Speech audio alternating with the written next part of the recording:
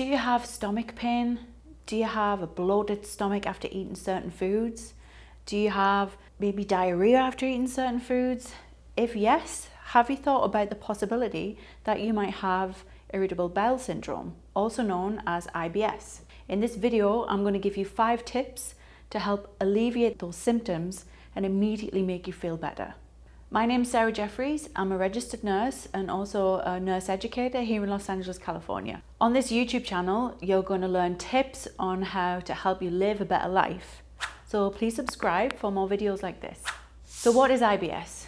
IBS is an allergy or an intolerance to food that causes symptoms such as bloated, tummy, pain in your stomach, diarrhea, often even nausea, vomiting. Tip number 1, cut out gluten. So gluten is the protein found in wheats, so like your cereals and your breads. Cut this out straight away. It's going to help your symptoms immediately. I'm sure you've heard people say they're gluten-free. Well, they're gluten-free for a reason. Give it a try.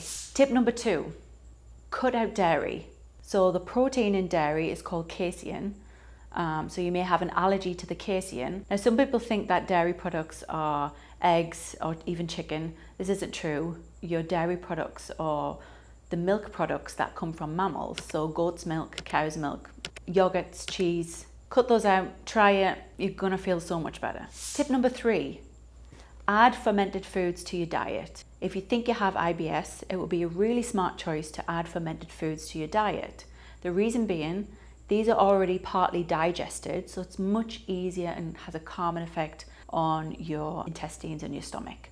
So things like kefir, cabbage juice is even better, your sauerkraut, stuff like that. Tip number 4, know your stomach's pH level. So we have a pH spectrum, and we have alkalytic on one side and the acid on the other side. If your stomach level is on the alkalytic side, when you intake these foods that you may have an allergy to, your stomach's not going to break it down as well as if you had a pH level that was more on the acidic side, if that makes sense.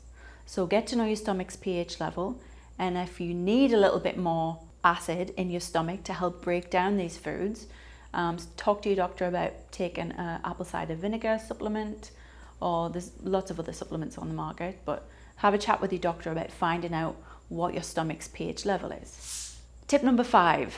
This is the best tip, really, really important to start a food log. It seems kind of silly, but also the best point. So you're going to go to the doctors, you're going to tell them that you have these symptoms, you think you might have IBS. First thing they're going to tell you is, can you keep a food log?